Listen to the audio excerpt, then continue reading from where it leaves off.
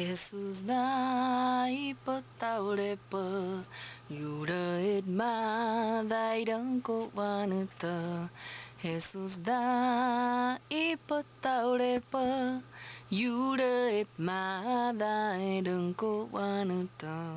Bueno, Jaime, estamos aquí de nuevo para los que nos acompañan. Ahorita estamos transmitiendo en vivo. Esto se pone en YouTube, como siempre decimos. Ahí corregimos, Jaime. Ahora sí creo que se puede leer. Jimberry Hill 5331 Sí, es el canal de Jaime en YouTube, donde pueden encontrar estas charlas en cuanto a misiones, la historia de Jaime, sus 50 años en el ministerio, Jaime y Juanita. Y tratamos de poner algunas fotos. Vamos lento, todavía estamos en la selva, estamos hablando de algunos temas, pero la idea es que la gente vaya entendiendo. Ahorita la misión, para usar la palabra Jaime, ha evolucionado, ha mejorado un poquito, pero algunas cuestiones nunca cambian, ¿no? La no. cul- Sí, no, y una de las cosas es la logística, Exactamente. que antes los misioneros tuvieron que llegar por río, con burro.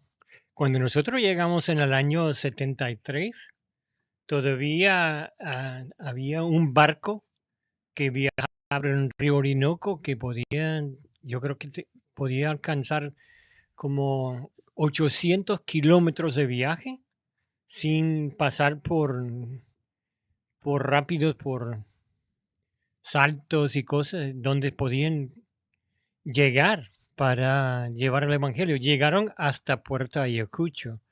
Después de Puerto Ayacucho, un poquito más arriba de Puerto Ayacucho, entonces hay raudales y el barco no pasaba. Pero ellos pasaban y quedaban en muchos de los pueblos y sembraban el Evangelio por muchos años. Bueno, Era un ministerio que muchos querían porque era un barco con casita y podían llevar hasta dos familias, aún muy apretado, pero normalmente era una familia, quizás un ayudante o algo para manejarlo. y era un barco grande. Ahí le decía Sí, Jaime con casita, es dependiendo de dónde nos estás escuchando, porque si estás en la ciudad, pues a veces no entiende. Para los que nos escuchan de donde somos y trabajamos, entendemos los términos como bongo, canoa. Muchos viajan en eso, Jaime, en ese tiempo, pero no son tan grandes. El barco que tú te refieres es un barco ya con pasajeros bastante grande. y eso lo hicieron los misioneros. Oh, Lo ok. fabricaron allí en Ciudad Bolívar para viajar en el río. Desde Ciudad Bolívar hacia el Atlántico. Entonces había mucho río para viajar, pero había carreteras que llegaban. Pero desde Ciudad Bolívar hacia el oeste, hacia Colombia, no había. La gente eh, no tenía carreteras. Cuando nosotros llegamos a Puerto Ayacucho, que fue en el año como 93, creo que fue, sí, ya la carretera estaba llegando, aunque no tenía algunos de los puentes y, y era cuando llovía, era un barrial. A veces pasaba autobuses y destruía la carretera. Entonces era difícil. Bueno, ahí mismo lo que se consideraba autopista o carretera porque había dos maneras de ir hacia la capital, ¿no? Uno era por Caicara, ahí estamos hablando ya Sí, los que son pero tenía que autóctonos cruzar el de río allí. Venezuela, hay que cruzar el río, pero ahí en Caicara justo algunos le echábamos broma a Puerto Ayacucho porque decíamos que era como la luna, porque no eran huecos, sino cráteres. Y después estaba la parte, en el tiempo que tú llegaste, vivió más o menos no viajaba mucho en ese tiempo, pero por Apure, y ahí sí había mucho más, los puentes o las chalanas eran más pequeñas porque no habían puente en ese entonces, pero las carreteras no estaban tan bien. La Pe- carretera del Burro a Puerto Ayacucho sí era más o menos, Jaime, pero Sí. después para allá sí se ponía, una parte que se ponía feo, pues ahí. No, y sabe que después, cuando llegó Chávez, cuando nosotros salimos en el año que fue 2003 y fuimos a Bogotá, 2007, cuando fuimos nosotros a Bogotá, entonces dejaron de mantener la carretera. Y esos buses pasando, la lluvia, llegaba al punto de que nadie podía pasar, ni con un jeep de tracción a las cuatro ruedas. Era horrible. Yo no sé cómo está ahora, pero tiene que mantener una carretera. para que la gente lo use. Pero yo quería hablar más de eso de los misioneros que trabajan en la selva, porque para entrar así con canoa o bongo, que nosotros le llamamos, es difícil. Y ya le dije que cuando nosotros llegamos a San Miguel, la pista que Roberto había hecho era en una sabana, una parte donde no había muchos árboles, era cerca del río, y era una parte que tenía un lomito, entonces cuando aterrizaba el avión, aterrizaba en la parte bajo y subiendo, entonces ya el terreno ayudaba a frenar la avioneta. Pero teníamos que ir en un bongo, canoa, buscar toda la mercancía, la familia, los pasajeros en barcos y después llevarlo. Y había un salto. En el verano era muy peligroso. De hecho, unos mineros estaban pasando ese saltico en el verano y trambucaron y una señora se ahogó en esa parte. Entonces era un poquito peligroso. El río es peligroso y uno que lo conoce lo puede andar bien y yo nunca lo conocí. Y desde el principio, como en Estados Unidos, yo manejo la carretera porque están marcados. En Dallas, donde yo vivía, yo conocía todas las calles porque trabajaba en el correo americano y yo conocía, de hecho, todas las calles. Podía llegar a cualquier parte de Dallas. Pero cuando llegamos a la selva, yo me di cuenta, yo no conozco el río, nunca he andado en canoa, así bongo, pesado.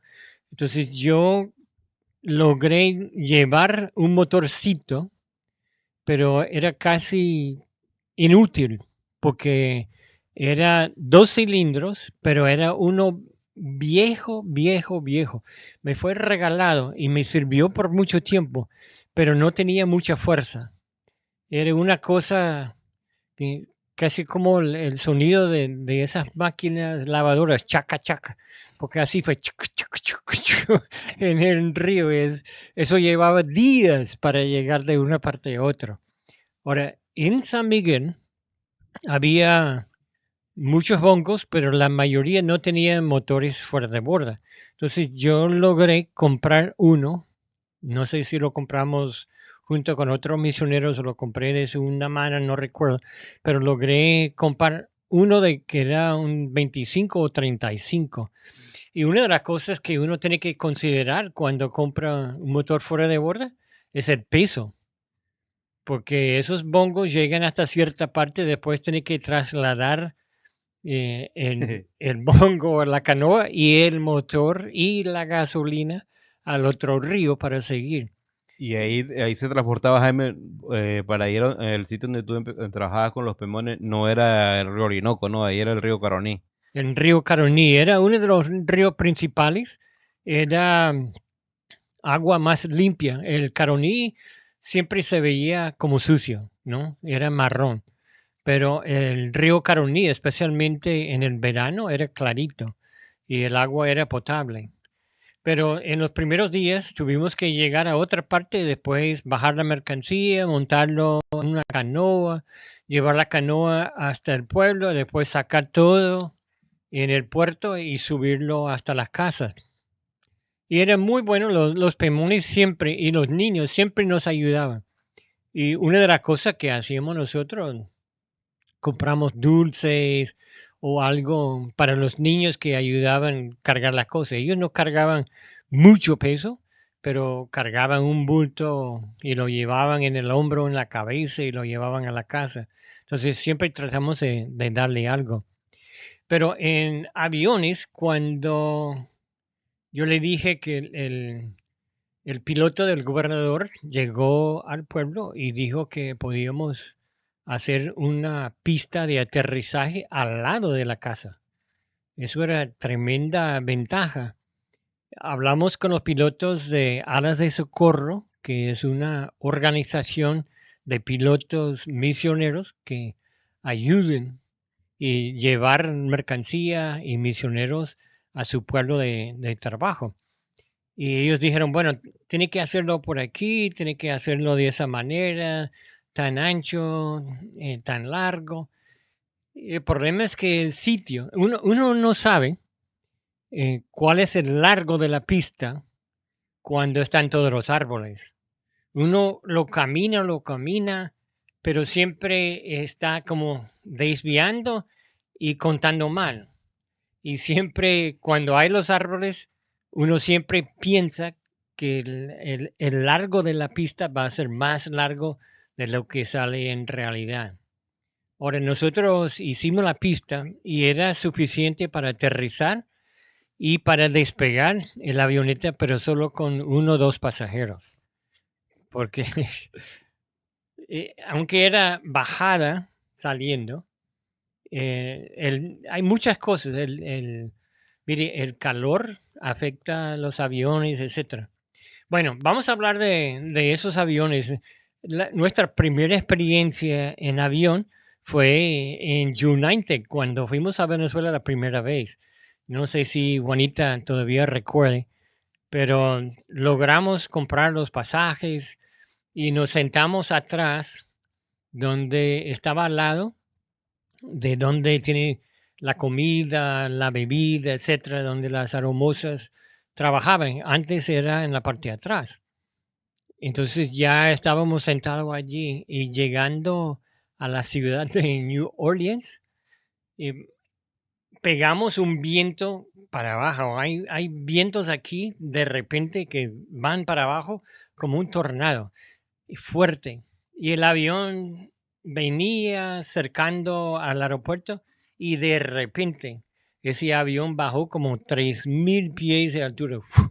De una, y se fue al lado. Entonces, todo el equipaje que estaba guardado arriba, cuando bajó, empezó a como flotar. Y cuando se fue al lado, entonces todo lo que estaba aquí al lado salió al pasillo. Y cuando se paró el avión, entonces ya todo vino para abajo. Algunos pasajeros salieron lesionados, pero nada grave. Pero toda la comida, no tenía las cosas, estaban empezando a guardar la loza y la comida, la aromosa, y eso voló y se botó por todo el avión. Entonces yo dije desde allí que a mí no me gusta tanto volar. Mucha gente no ha tenido la experiencia, pero mire, en cualquier momento puede suceder algo. He viajado, no sé, mire, quizás 100 veces o más en aviones grandes y mucho más en avionetas. Bueno, cuando nosotros llegamos y terminamos la autopista, antes de la autopista tuvimos que Pista la de pista de aterrizaje, sí, ¿qué dije yo? autopista. Sí, la pista de aterrizaje. En- Tuvimos que aterrizar en un pueblo que era más o menos como hora y media, 2 horas río abajo. Y cuando digo río abajo, para los eh, según fluye el río, ¿no? En Venezuela, el río Caroní viene del sur y sube o va hacia el norte. Entonces, el otro pueblo se llamaba Urimán y tenía una pista larga porque estaba hecho al lado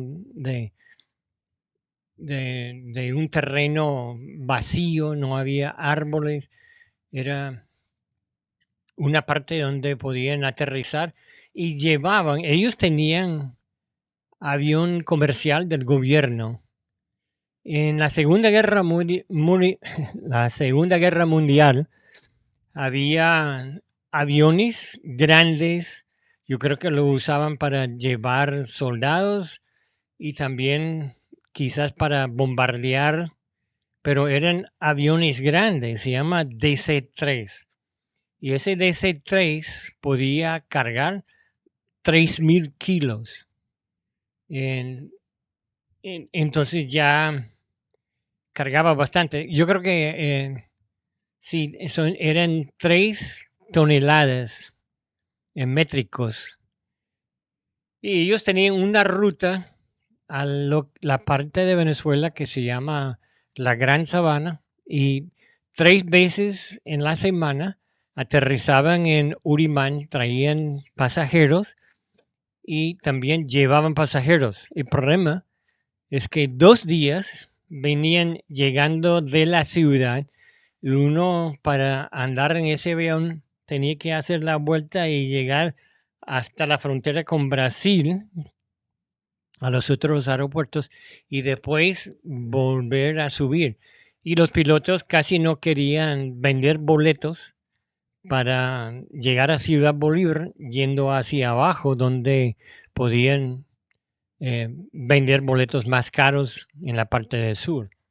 Entonces nosotros teníamos 2 días que podíamos llegar a la zona cerca de San Miguel y teníamos un día que podíamos usar ese transporte para regresar a Ciudad Bolívar. El problema es que solo agarraba como 30 pasajeros, 30 y pico de pasajeros, y la gente viajaba mucho. Había muchas minas. Jaime, pero en ese tiempo, para poder llegar ahí o sea, desde donde ustedes estaban en San Miguel a Ciudad Bolívar, ¿podías llegar en barco o tenías que sí o sí hacer No, un no viaje? puede llegar en barco.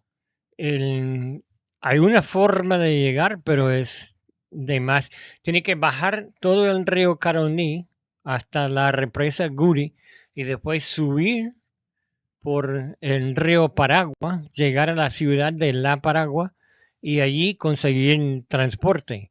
Y no tenían transporte normal, solamente cuando alguien iba a Ciudad Bolívar y era como 5 horas porque la carretera era feo. No. Y el viaje en el barco podía ser hasta 2 días para llegar a La Paragua. Entonces la única forma razonable para llegar era en avionetas. Pero gracias a Dios, Alas de Socorro tenían avionetas en Venezuela. Empezó con la misión Río Orinoco, que empezaron a trabajar en la selva. Entonces le solicitaron a Alas de Socorro avioneta para llevar los misioneros a la selva, llevar su comida, etcétera. Luego llegó otra misión grande y esa misión empezó a usar Alas de Socorro, pero la base de ellos estaba en Puerto Ayacucho. Entonces ya ellos ocupaban casi siempre el avioneta y para conseguirlo para San Miguel era difícil primero y teníamos que programarlo quizás 1 mes o 2 meses antes de la fecha querida. Esa foto que está ahí, Jaime, es una foto de un avión de alas de socorro que usaban, Sí, pero eso no es ahí. ¿Ese es en San Miguel también o eso es en otro? no, ese es otro pueblo, en Pero eso sí es un avión de alas de socorro que se Alas usaba en de ese tiempo. Socorro, sí, esos son los Sanmá en otro pueblo. Ok. Pero así era, tenía abajo una barriga donde se podía meterle bastante corotos. Ese avión se llama creo que era 102, pero era uno que la, la cola tenía una rueda pequeñita. Ellos tenían otra avionetas, se llama 206, todos eran de la Cessna, que tenía enfrente una rueda y aterrizaba. Las 2 ruedas que se ven en la foto eran un poquito más atrás, entonces aterrizaba como parado. Viajamos en los dos y empezamos a viajar en esos. Era muy costoso. Los misioneros levantaban sustento, el público pagaba la compra de avionetas y todo para ayudar a los misioneros. Pero siendo que ya el avioneta estaba lejos de nosotros, tuvimos que pagar todo lo que era el viaje de Puerto Ayacucho hasta Ciudad Bolívar, que era varias horas de vuelo, la gasolina, aceite, etcétera. Y luego el vuelo a la selva no era tanto. Era, si yo recuerdo, era 1 hora 35 de Ciudad Bolívar hasta San Miguel. Pero tuvimos que pagar esas 3 horas de ida y vuelta de la avioneta para llegar desde Puerto Ayacucho, porque era la base de la avioneta en ese entonces. Prácticamente lo que hacían Jaime era un charter porque no era su ruta. Sí, no era su ruta, se puede decir.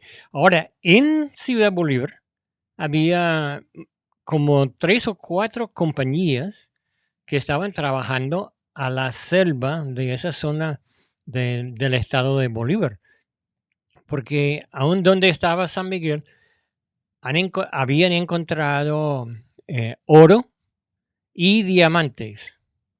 Y lo que no sabían es que también había titanio, pero nadie sabía lo que era titanio en ese entonces.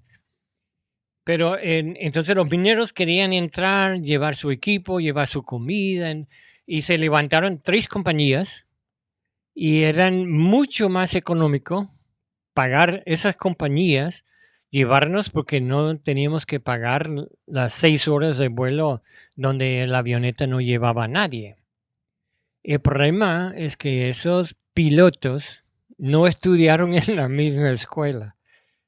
Mire, los pilotos de alas de socorro, ellos están entrenados especialmente para llegar a pistas cortas, saben qué hacer en emergencias en la zona de la selva, en montañas, en ríos, etc.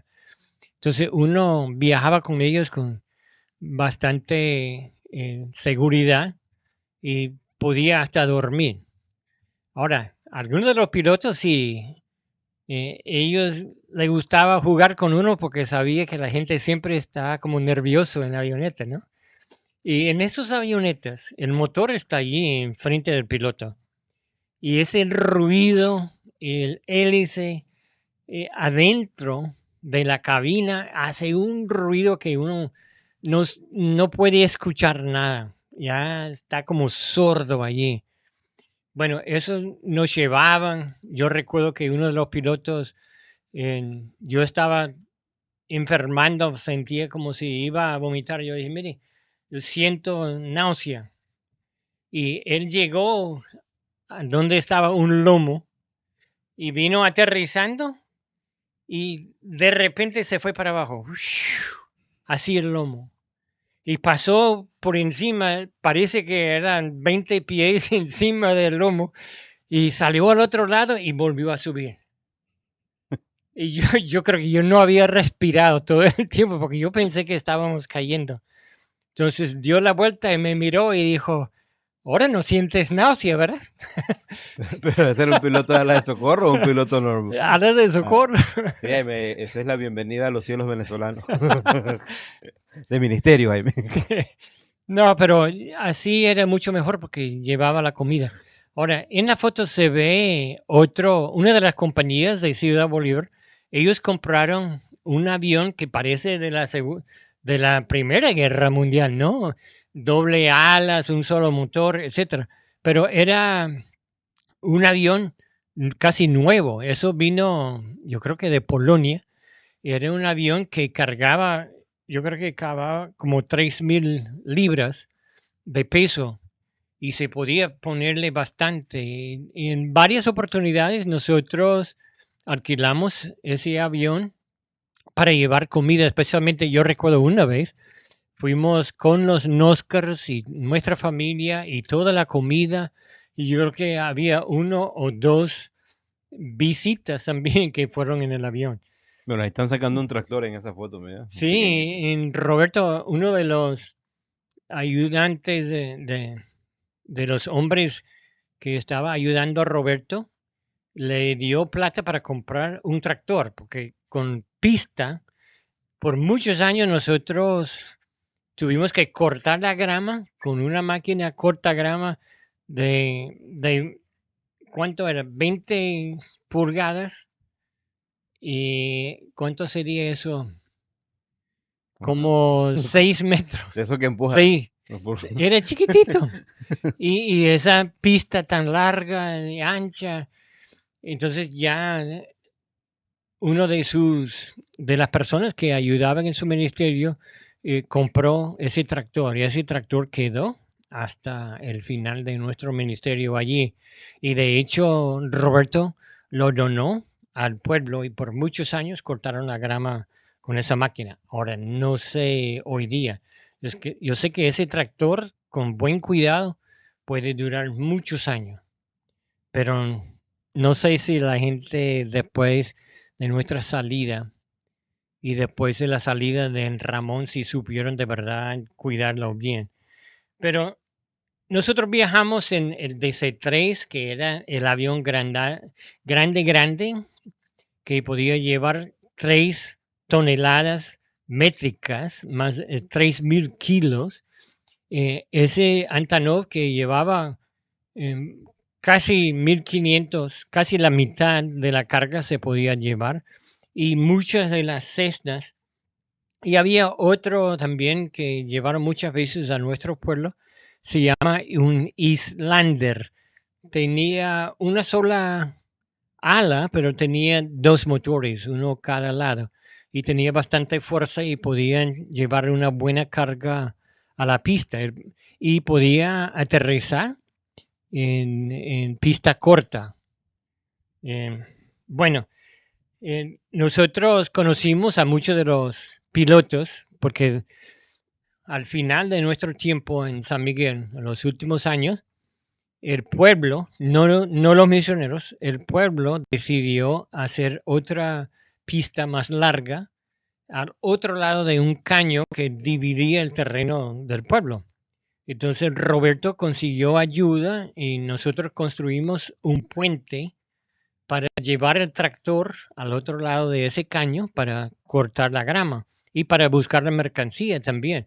Hasta Roberto consiguió o fabricó, no sé cuál era, como un remolque para llevar y cargar las cosas. Bueno, esos pilotos empezaron a llegar porque había muchas minas trabajando y el pueblo mismo vino a nosotros y dijeron, mire, el problema es que nosotros no queremos esos mineros en nuestro pueblo y están llegando aquí y ellos piensan como es su pista de aterrizaje y nosotros lo construimos.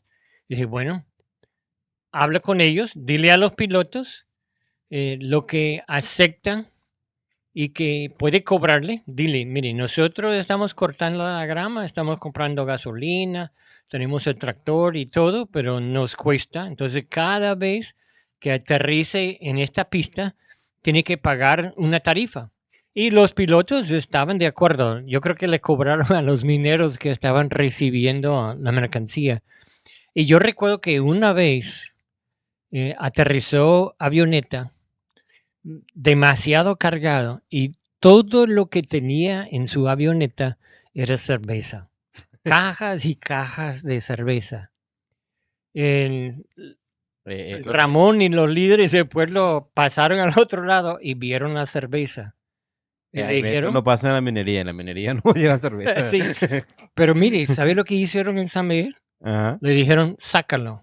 Y si no lo saca, nosotros vamos a romperlo aquí y botarlo todo aquí en tierra. El piloto se puso nervioso, se puso furioso y empezó a gritar, insultar y todo. Y no, así es. Aquí no aceptamos. Si usted trae cualquier licor o cerveza aquí, nosotros vamos a destruirlo. No lo aceptamos. Si vas a meter esas cosas, lo puede meter por Urimán porque a ellos no le importa, pero a nosotros sí, porque sabemos que eso destruye la vida de los indígenas. Hay muchos alcohólicos en otras partes. Y otro tiempo, eh, un piloto vino aterrizando y por algo se asustó. No, yo recuerdo lo que pasó. Uno de los frenos de la avioneta no funcionó. Entonces la pita era corta y él llevaba demasiado carga. Sí, ellos cobraban por la carga. Entonces llevaban más carga, entonces tenían más ganancia. Pero ese hombre, el límite de la avioneta era como 2 tambores de combustible. Y ese cargaba 3 tambores de combustible y como 5 cajas de aceite, que también pesa. Cuando aterrizó y fue a frenar, porque tenía que frenar, agarró un solo freno y sacó el avión a un solo lado y salió de la pista y pegó un palo allí y se dobló el hélice. Y sabe que tuvieron que llevar un motor y hélice nuevo a la pista y los mecánicos y cambiarlo allí en la pista, la única forma. Y después sacar el viejo motor también en avioneta. Entonces tuvimos muchas experiencias, pero el pueblo mismo decidió cobrarlos y también restringir la carga, que era muy bueno. Pero había muchos pilotos. Nosotros conocimos un hombre, era caraqueño, vivía en Caracas, pero trabajaba en el estado Bolívar. Él bajaba y quedaba 4 o 5 días volando avioneta, y pagaba bien. Los pilotos ganaban bien. Entonces él venía y principalmente era el hombre que chocó el avión contra el palo y dobló el hélice. Pero él llevaba carga a la mina y nosotros siempre le extendimos, éramos muy amables con los pilotos porque pensamos, bueno, esos también necesitan escuchar de Cristo. Entonces los testificamos, los hablamos de Cristo. Pero ese hombre sí era un ateo, pero un ateo firme. Y ese me dijo, mire, yo agradezco todo lo que hacen por mí, gracias por el agua fría, gracias por el gaseosa, gracias por la comida que me has dado, pero yo no quiero nada de su religión, déjeme en paz, estoy tranquilo. Entonces yo hablé con él y él dijo, no, que yo no vivo en Ciudad Bolívar, yo vivo en Caracas y cuando yo regreso, entonces yo agarro mi carro y vuelvo a Caracas. Y un día después de rechazar a Cristo, regresando, eso era antes de la autopista, cuando había muchas montañas llegando a Caracas, el hombre quiso adelantar en una curva y encontró un camión y murió instantáneamente.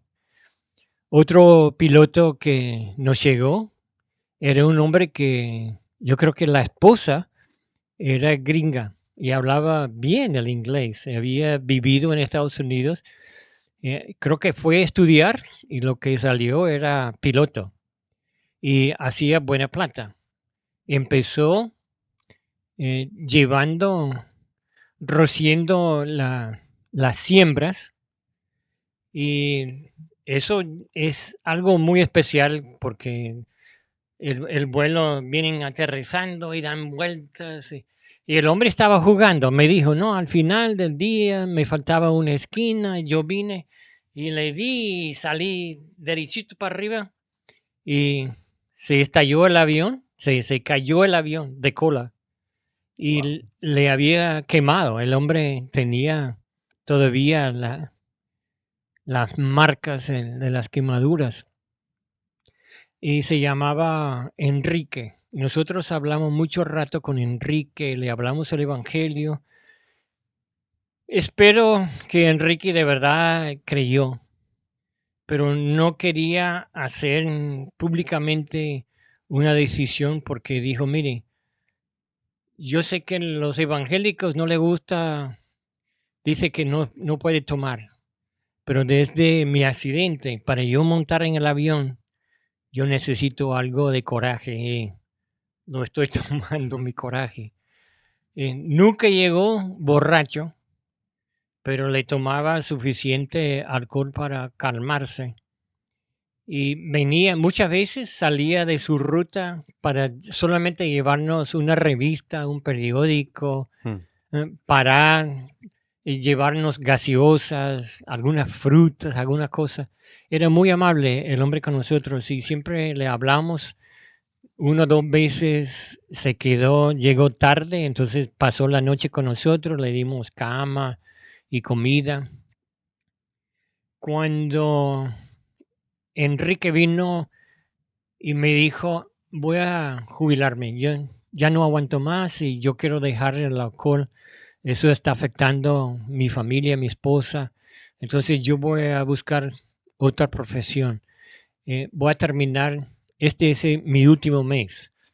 Bueno, yo no lo vi Enrique más, pero lo que pasó es que Enrique un día estaba llevando combustible, lo llevó a Urimán y había un minero que quería llevar ese combustible enseguida al otro lado de la montaña a la mina y estaba pagando doble. Bueno, Enrique ya había hecho su vuelo, entonces cualquier plata, si consigue un vuelo estando ya en el sitio, era pura ganancia. Era su último día, había terminado su último vuelo y el hombre le ofreció doble pago para llevar el combustible y lo montó. Y dijo, yo puedo llegar con los ojos cerrados, he aterrizado tantas veces en este sitio, pero cuando llegó estaba nublado, calculó más o menos dónde podía bajar y cuando bajó y pasó bajo las nubes, vio que la montaña estaba enfrente y chocó los árboles y el avión se encendió y murió allí. Entonces muchos de esos pilotos tomaban riesgos no necesarios porque de verdad ganaban bien. Ahora, en ese entonces nos llegó un día una avioneta privada, aterrizó en la pista. Era un señor que se llamaba Iñaki, pero nadie le llamaba Iñaki. Ese hombre hablaba constante. Yo no había conocido a nadie que podía hablar tantas palabras en tan poco tiempo. Y ese no se paraba, no dejaba a más nadie hablar. Entonces los otros pilotos le habían dado un sobrenombre, el mudo, porque cuando ese salió a la radio, entonces tomaba la radio y lo usaba. Pero ese hombre hicimos una amistad y logramos testificarle a él también. Y él vino hasta con problemas, digamos, religiosos. Y hablaba con nosotros y tuvimos la oportunidad de hablar con él y él llevaba comida. Porque uno estando en la selva 2, 3 meses, las verduras y frutas no duran. Entonces lleva algo al principio, pero ya después entonces se echan a perder. Entonces ese hombre nos hacía el favor, hasta hacía compras para nosotros. Cuando los Noscars no estaban, él compraba y nos llevaba comida y no nos cobraba muy caro. Entonces lo conocimos. Yo recuerdo que cuando estábamos viviendo en la selva y era la última entrada de mí. Juanita no entró porque entré con un grupo de hombres. Queríamos cavar un pozo para el pueblo tener agua durante el verano, que no funcionó, no llegamos nunca al agua. Y decidimos tapar el hueco porque los indígenas empezaron a decir, mire, están buscando diamantes. Mire lo que encontraron, ese granzón que tienen allí, ese granzón negro. Eso se llama indicación, porque eso es donde más abajo hay diamantes. Entonces, lo que hicimos era volver a tapar el hueco. Pero pedimos la avioneta, y era una Cessna 206, y éramos tantos que tuvimos que bajar a Urimán para agarrarlo. Estaba el piloto allí, había hecho varios vuelos, y sí cumplió, llegó. Cuando nos montamos en el avión, había 5 de nosotros más el piloto. La última silla en la Cessna 206 es una lámina con un poquito de colchón, así. Y Roberto y yo estábamos ahí apretados. Entonces el hombre despegó, estaba volando así a Ciudad Bolívar y faltando como media hora, el avión empezó a fallar. El hombre cambió porque las 2 alas son tanques de gasolina. Entonces cambió para la otra ala. Y dijo, no, no se preocupe, yo le eché una pimpina, que eran 5 galones, ¿no? Yo eché una pimpina de gasolina, creo que tengo suficiente. Y fue volando y dijo, mire, alguien tiene calculadora. Y yo tenía uno en mi maletín que cargaba. Entonces yo le dije, mira, yo tengo uno. Y tuve que pasarlo. Y yo estoy en la cola mirando. Los otros hombres no hablaban español, no sabían. Y Roberto dice, mire, ese loco nos va a llevar con una pimpina de gasolina. Eso no nos alcanza, no vamos a llegar al aeropuerto. Vamos a caer. Entonces el hombre tomó el calculador y se puso allí tocando números y manea la cabeza. No. Entonces volvió a meterle cifras y... Y después hizo su último cálculo y dijo, sí, yo creo que llegamos. Y Roberto me miró y, no, pero no hay dónde aterrizar, porque ya había dejado el último aeropuerto. Y normalmente, desde donde falló el avión, las avionetas empiezan a bajar para estar cerca la tierra cuando lleguen al aeropuerto, ¿no? Pero ese loco iba subiendo, pero poquito a poco. Yo podía ver altímetro. Y yo vi que llegando al aeropuerto estábamos a 10.000 pies y la ciudad estaba a la derecha y ya estaba el aeropuerto. Pero ese loco se iba derechito hacia el norte y de repente se volvió, giró a la derecha para ir al aeropuerto y me di cuenta por qué había hecho eso. Porque se apagó el motor. Se apagó. Mire, en esa avioneta el ruido que uno no puede ni pensar. Y de repente la brisa y el hélice parado. Y Roberto empezó a decir, ay, no vamos a llegar. Ay, ese loco nos va a matar a toditos. Ya no nos va a matar. No podemos alcanzar. Mire, el aeropuerto está lejos. Y yo estaba como asustado, pero yo dije, en ese momento, en serio, yo dije, bueno, Dios, estoy en tus manos. Si me llevas ahorita, por favor, cuida a mis hijos y a Juanita, provee por ellos. Te amo y gracias por todos los años que he tenido para servirte aquí. Y Roberto insistía, no vamos a llegar. Y uno veía abajo, ¿no? Y lo último que en Ciudad Bolívar que uno tiene que hacer es pasar por encima de una calle de 4 carriles que siempre está lleno de carros. Y después había una cerca alrededor del aeropuerto y yo pensé que íbamos a pegar a la cerca. Mire, yo veía todos los choferes y los pasajeros en los carros cuando venimos abajo. Y yo creo que los carros se asustaron. Y aterrizamos sin hélice, sin motor, sin nada. Entonces cuando tocamos la pista, el hombre empezó a darle, tratar de prender el motor porque si se para la avioneta en la pista, ya él va a tener muchos problemas. Y si saben que llevó la avioneta casi vacío, entonces le pueden quitar la licencia. Sí. Y justo cuando llegamos a una parte donde podía salir de la pista, él salió y prendió el motor. Pero solo prendió por 1 minuto, pero le dio suficiente empujón para llegar hasta donde echan la gasolina y pudo parar allí. Y bajamos y yo recuerdo, yo dije, bueno, señor, ya me diste vida, gracias. Pero mire, eso es algo, mire, esos motorcitos y ese ruido ahí adentro y de repente la brisa pasando por encima de la sala. Jaime, pero eso era un buen ejercicio de fe. El piloto tenía más fe que, que los misioneros.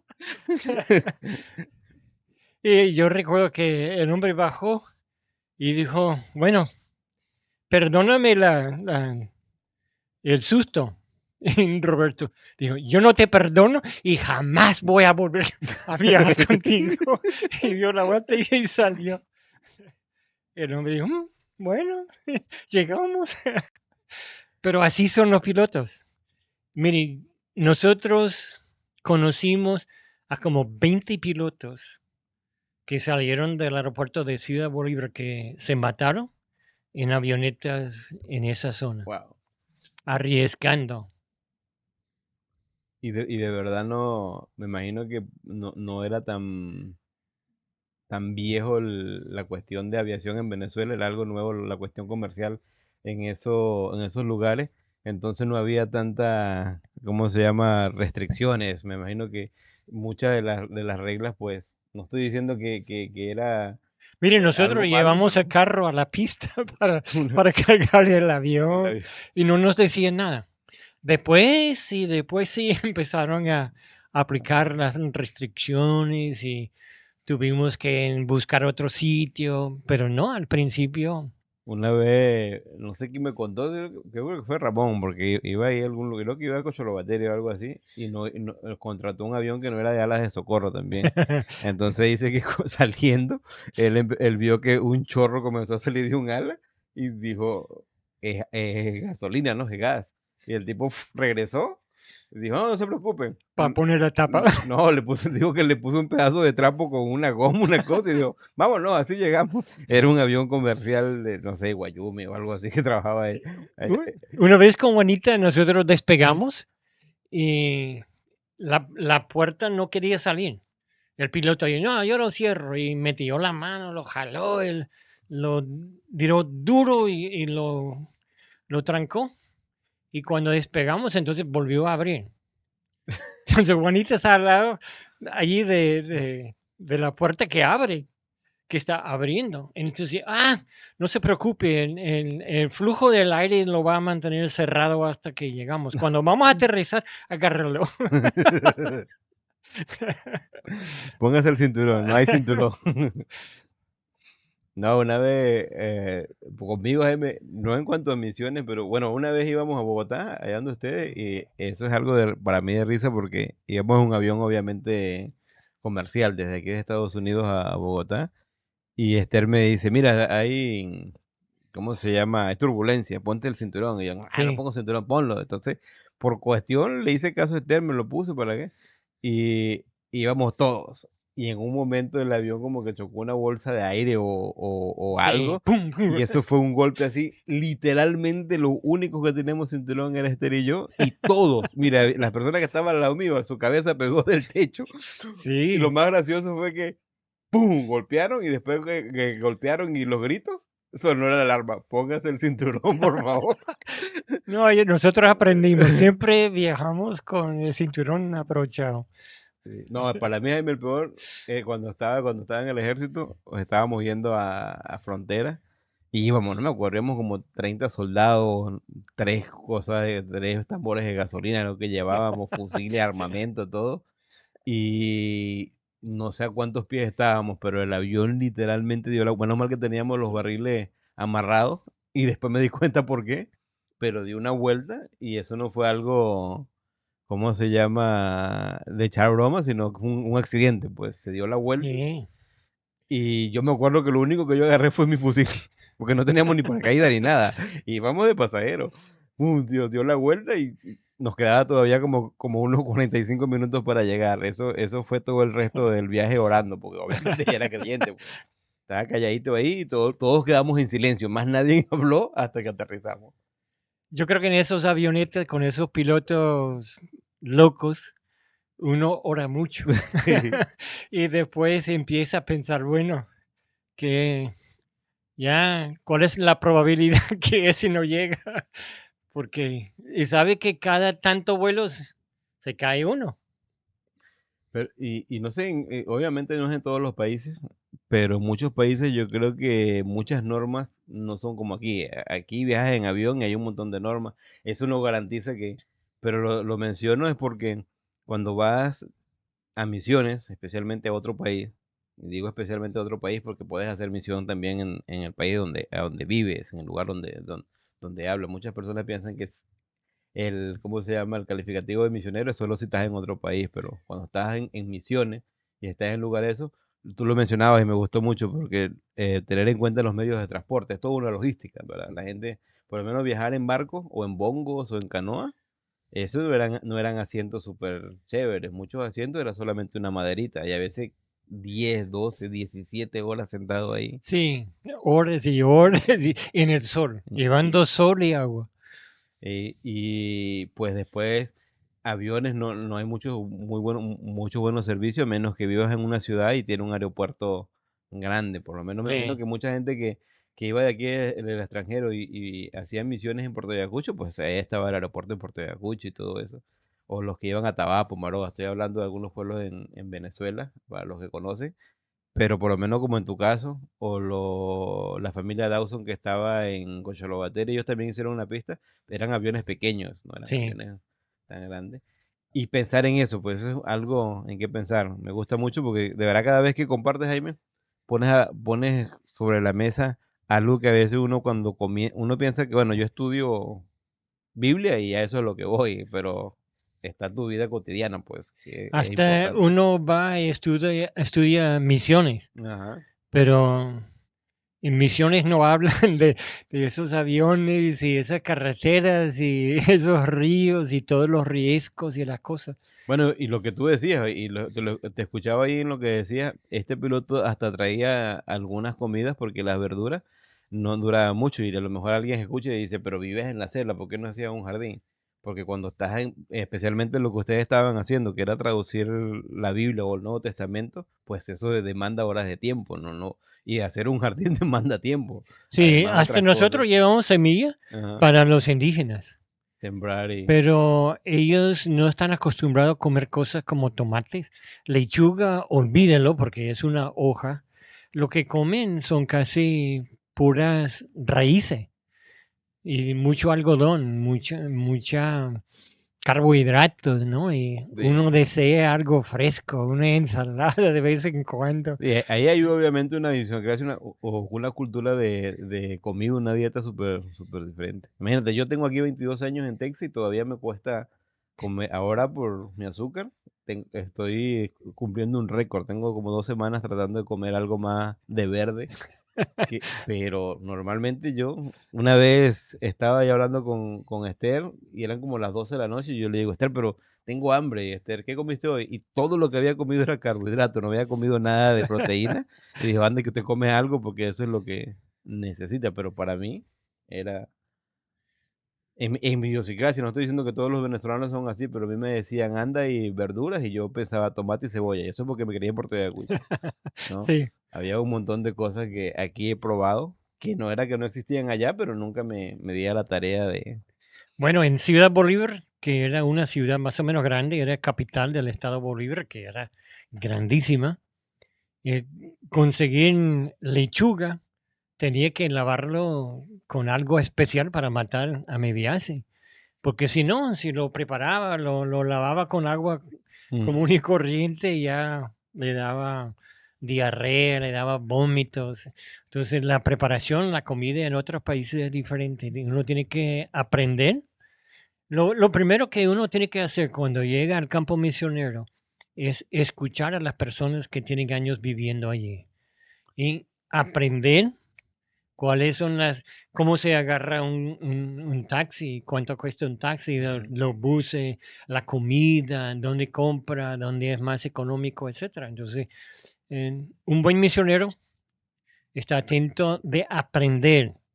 Va para enseñar Biblia, pero si muere de amebiasis en el primer año, ya no alcanza ni predicar. No, y de verdad yo creo una actitud humilde en cuanto a eso, de Sí, verdad, por lo menos algunas cosas que yo recuerdo de algunos amigos que fueron a África y trataron de hacerlo de la manera más barata, pagar algunas vacunas, y cuando llegaron allá se enfermaron de los que se habían vacunado, y cuando el doctor allá en África, creo que no me acuerdo en qué país estaba en África, pero le preguntó, y ellos dijeron, pero si nos vacunamos. Y cuando le dijeron de dónde habían vacunado, el doctor le dijo, es que esa cepa ya no, o esa vacuna ya no es ya aquí, está fuera de sí, ya fecha. está. Bueno, no sé, no era vencida ni nada, pero creo que la cepa de esa enfermedad que estaba en África era diferente. Entonces tuvieron que volver a pagar otra vez todo eso. Pero en Venezuela había remedio para paludismo, para Ajá. malaria, pero de repente empezaron a decir que ya había una cepa de malaria que no funcionaba el medicamento. Entonces el Consejo Mundial de Salud fue, y lo que encontraron es que los sinvergüenzas lo que estaban haciendo, estaban sacando la medicina vencida y poniéndolo en cajas nuevas y ellos mismos estaban Ah, quedando con la mira. buena y por eso muchos murieron. Sí, eso también. Pero ahí como, otra vez como decías, ir con esa cuestión de querer aprender y lo que tú decías el otro día, no querer ir a culturizar porque, o hacer comparaciones que en mi país esto es mejor, porque no, si no te vas, tienes que adaptarte pues a lo que, especialmente, por lo menos cuando yo vine para acá, que muchos dirán, el otro día hablaba con alguien, su esposa vino de Filipinas, y yo le decía, ¿qué tal? Me dice, no, chévere, y me dice, pero me hizo un comentario mi esposa, dice que cómo hace para usar autobuses aquí. Y yo le dije, ah, para mí también, cuando yo vine, era chévere tener tu propio carro, ibas a todos lados, pero, y imagínate, yo llegué aquí en el 2002 y yo creo que me llevó como 2 años para ver el primer taxi. Yo le decía, pero en las películas siempre hay taxis, decía, sí, pero en Tyler en ese tiempo había solo uno. No sé cuánto hay, ahora hay Uber y todo eso. Pero te vas adaptando a cómo te mueves en esa parte logística en los medios de transporte, aprender también en cuanto a la comida, porque para mí allá era como algo súper especial comer una manzana, pero tú vienes aquí y aquí en Walmart era súper barato, era muy accesible. El otro día vino cuando Andrés nos visitó hace unos meses y yo le decía, Andrés, el kiwi es bueno para lo del diabetes, puedes comer kiwi. Y yo noté que no estaba comiendo y después un día le pregunté y me dijo, es que en Argentina un kiwi es carísimo. Y yo le digo, pero aquí no te preocupes, aquí lo venden y es muy Sí, accesible, pues no estoy queriendo. Entonces, ese tipo de cosas necesita aprender, porque allá en Venezuela, imagínate, en Puerto Ayacucho, en mayo hay mango por todos lados, por lo menos en mi tiempo, ¿no? Mango. Aquí un mango te cuesta casi $1 y algo. Entonces, ese tipo de cuestiones. Gracias, Jaime, por compartir. a la orden. Yo creo que esas nuevas generaciones no es increíble lo globalizado, lo cerca que a veces sentimos el mundo por las redes, pero yo creo que la clave es ir con, bueno, aprender, saber un poquito. Cuando estés allá es que vas a saber más cómo es, pero es tener esa actitud humilde, pues, de decir cómo lo hacen ustedes, ¿no? Bueno, espero que sea de bendición para las personas. Nos vemos el próximo sábado, los que nos quieren seguir por Twitch, o ahí nos siguen en la página de Jaime o en la página del canal, ¿cómo se dice? El canal de YouTube, Jimberry Hill 5331. Dios te bendiga, Jaime. Chao, mundo, gracias. Yurarekin meraratan Uyumpia potore topia Jesus da ipataurepa Yura ep madai dengko wanuta